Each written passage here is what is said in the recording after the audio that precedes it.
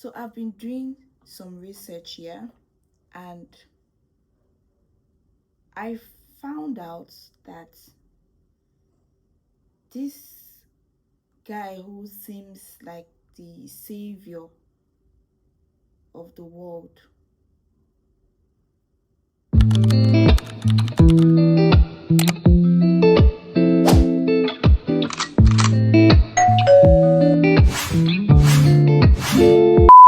Hi everybody, welcome back to my YouTube channel. I am Irabel Uche Precious, and if you are new here, you are welcome. I'm a Nigerian YouTuber based in the city of Abuja. Welcome to my channel where we get to talk about anything and everything. I am a Christian, so you have to expect faith content. I'm a mom, you have to expect mom lifestyle. I have two beautiful and adorable toddlers, so expect vlogs concerning kids and their activities or tantrums. I'm married, so expect marriage content as well. And I'm a businesswoman, so expect exciting business content. And I'm me, and we talk about things in general. So you're welcome to my YouTube channel. If you're a returning subscriber, thank you for always sticking by this girl. So please, as the custom demands, please like, please share, please subscribe. Thank you so much. So today's video is going to talk about changes that have been happening behind closed doors, and now I'm facing our medical sector. Why am I saying this? I would attach a video to this. By the end of the decade, we'll have 5 or more vaccines available to all the children of the world. And finally, by the end of this decade, every country can have a delivery system to make sure that those vaccines are getting out to every single child. And that will allow us to move on to other very, very ambitious goals. And for all 193 member states, you must make vaccines a high priority in your health systems to ensure that all your children have access to existing vaccines now and to the new vaccines that have recently become available. Now, the world today has 6.8 billion people. That's headed up to about 9 billion. Now, if we do a really great job on new vaccines, healthcare, reproductive health services, we could lower that by perhaps 10 or 15%. I have a question to ask. What is a tech guru looking for, or striving or fighting so hard? Why is he fighting so hard to channel his attention now into our agricultural sector? What is a tech guru, a tech billionaire? Why is he striving so hard to introduce new vaccines? So there's been videos circulating, and my pastor made me understand something recently. And when I mean tech guru, I'm talking about our Bill Gates. Why is he fighting so hard to introduce new vaccines? And what's happening, or what has happened to our previous vaccines? Are they no longer effective? Okay, I know people will say improvement, new whatever. But come on, when a man stands in front of the whole world to say that the population of the world is getting too much and he wants to cut down the population of the world, and it's not ringing any bell to people, it's getting me scared as a person. Why? What is his main aim? What is his main objective as to cutting down the population of the world? And what does it mean by 2030 there will be new vaccines? Are these vaccines, will these vaccines now be good for our kids? Make it make sense. Help me understand. I'm not putting this out there to say, okay, I have a full understanding of what is happening. This is like an interactive video, you can drop a comment, you can educate me in the comments, and people will get to learn from you as well. Why is Bill Gates introducing new vaccines for our kids? I'm a mom and I'm bothered. I have kids because recently I found out that there's two new vaccines that my kids are supposed to take, but they have passed the age. Will I now get scared as to, oh, they've not gotten, will it affect them in the future? I don't know, but why are all this happening now? I will take us back to COVID.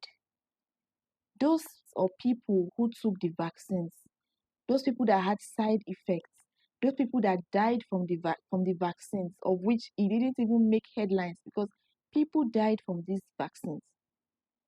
What is the fate of the people who took the vaccines or the fate of the people who did not take these vaccines? Help me understand. I don't have full understanding of, I'm not a medical person, so I will appreciate if my friends or anybody who is in the medical sector, you come across this video and you would want to enlighten me, make me understand why I would give my kids new vaccines. Have they been examined? Have they, or is it that they only bring out all these things to cut down the population in only Africa? Do these first world countries take these vaccines, or they just produce suicide vaccine, or I don't know, and they import everything in Africa? Nigeria as a whole, I don't get it. I found out that my child is supposed to take a vaccine at 5 months, of which I didn't give that particular vaccine to my first child when he was 5 months. My first child will be 3 by December, and I have record of every of the vaccine he has taken. And then my second child, I'm saying that she needs to take a vaccine at 5 months, of which I get to find out about that vaccine when she was already 7 months. I don't know if to say, okay, I'm lucky, or I I have to go back. I don't know. Please enlighten me. And then recently, I'm seeing that there's another vaccine out that kids need to take from 13 months. My child, my second baby, has already passed 13 months. She's a year and 5 months already. So, do I get bothered, or do I get scared? Or do I say, oh, I'm saved? My child has escaped this vaccine, this deadly vaccine that they are making Africans see that is not deadly. But if these vaccines are coming from a man that is telling the world, or telling me that he wants to reduce the population of the world, and by so doing, he is introducing new vaccines, because by 2030 there will be 5 new vaccines. Have these vaccines been properly examined, or they just produce these deadly vaccines? I'm saying deadly in quotes because I don't have full understanding of it. Do they just produce these vaccines and import everything to Africa because they want to cut down the population, or they have Africa at heart, or they have, I don't know, please enlighten me. This is like an educational video. It would help me and it will help other people who come across this video. So if you're a medical personnel, please share with me. Share in the comment section, please, and I would so much appreciate it. Because Ebola came, Africa, Nigeria was a lab rat. Like, they just dumped it in Nigeria, or they dumped it in Africa. And we are here today. We knew what happened. Ebola came. COVID-19 was like a global pandemic. But was that staged? Was this planned? Are they really trying so hard to cut down the population of Africa or the world at large? What is their main aim? Now, back to what I had said earlier.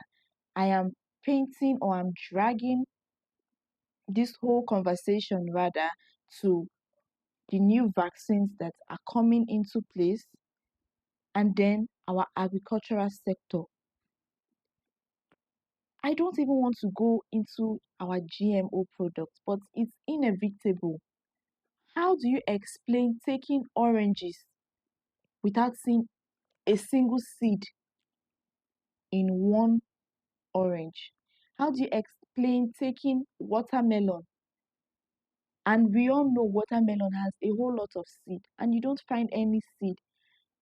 Help me understand. I'm naive when it comes to these things. So I'm putting this video out there to other people who are in the same shoe as I am and want to be educated and want to be enlightened.